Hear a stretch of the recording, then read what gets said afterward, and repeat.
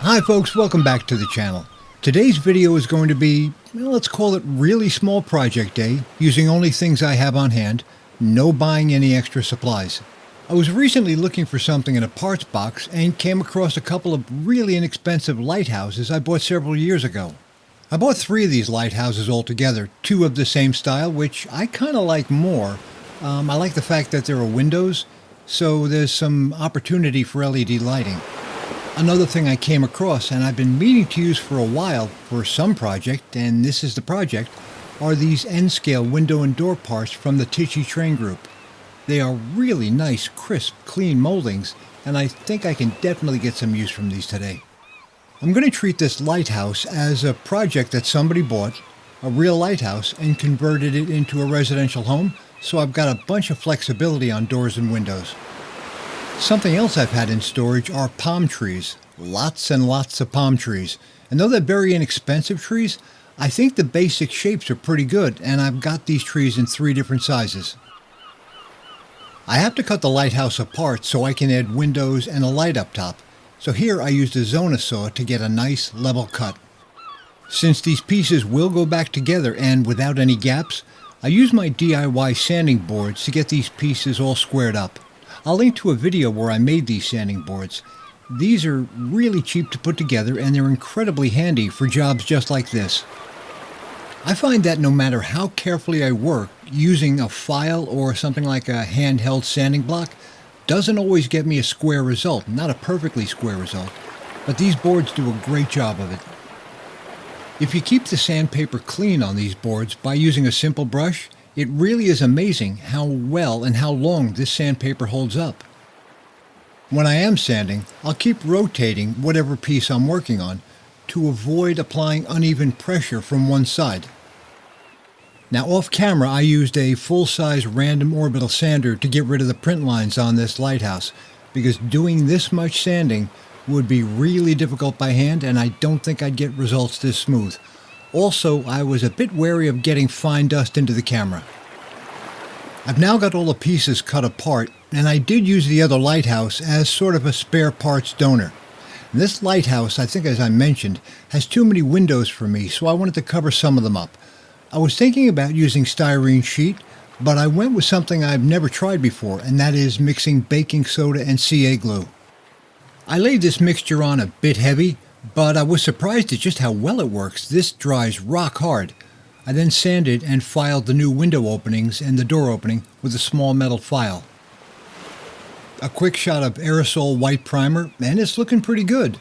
I can still see the old window outlines, just a bit, but overall, I'm happy with this look. Using my airbrush, I went with black for the windows, doors, and top of the lighthouse, but it's so dark and it contrasts so much against the white, you can't see the detail in these black pieces. So I mixed up a bit of paint and reshot the windows and the top of the lighthouse. And I painted a couple of the pieces in sort of a primer red color, and I think this red gives it a really nice pop of color. Just by painting the door and the top of the lighthouse with a touch of this primer red, to my eye anyway, it gives it a real boatyard maritime sort of flavor. I drilled a hole in the top section of the lighthouse for the LED, and looking at it now, between the white windows and the gray and red top section, it really is feeling more like a proper lighthouse to me. Instead of using clear sheeting for the windows, I used this old bottle of micro crystal clear. This is great stuff as it feels like a thick white glue and it forms windows really nicely once it dries. This is an older bottle though, and I think this caused the windows to dry a bit cloudy with a few more bubbles in it. Maybe. Again, part of this little project was just to use what I had on hand, so no buying a new bottle of this crystal clear. To get the crystal clear to form a window, you need a full window frame, and since I had to cut this section to remove it, I used our donor lighthouse for the window frame base. A little paint and some crystal clear, and we've got our lighthouse top section done. Keeping with the nautical theme, I went down to the harbor where I live and picked up some driftwood pieces from the shore. I like this piece as the curled up end of it kind of looked like a wave to me.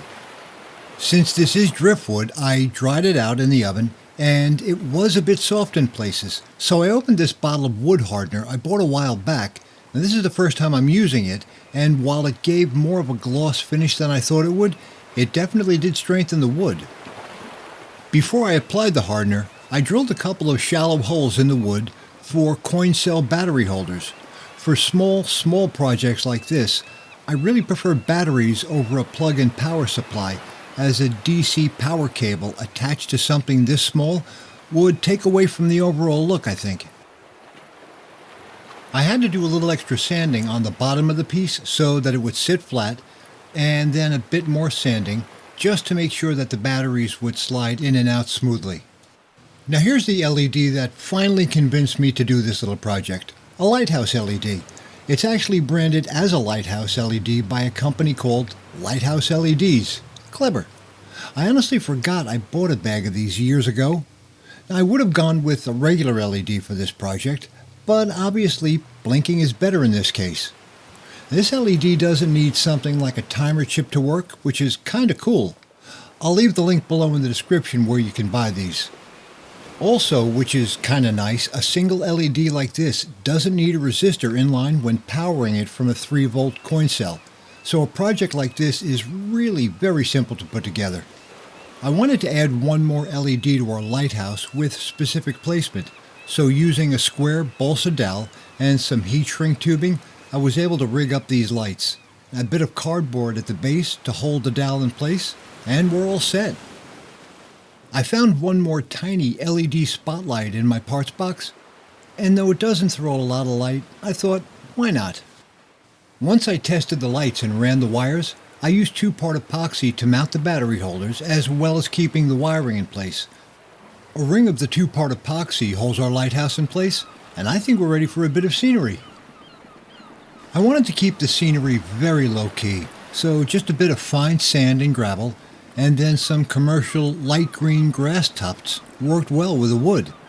On these palm trees, I just touched them up a very small amount with the airbrush on the trunks and on the leaves, or palm fronds. I also applied a little heat to the trunks to get them to bend a bit and give the scene a little more life and to better frame the lighthouse. While this is a very simple little project, I think that's a real part of its charm. 3D printed models like this are very inexpensive, as are all the parts shown in the video. You can make a tiny scene like this as simple or as detailed as you'd like. I sort of went in the middle here. When you're finished with a project like this, it can sit on your bookshelf or be given away as a little gift. I like that. Now how would this look with a small logo running around it on a micro layout? There really are all kinds of possibilities here. Thanks for watching, and I hope you enjoyed this video, and maybe think about building your own little project. We look forward to seeing you in the next video.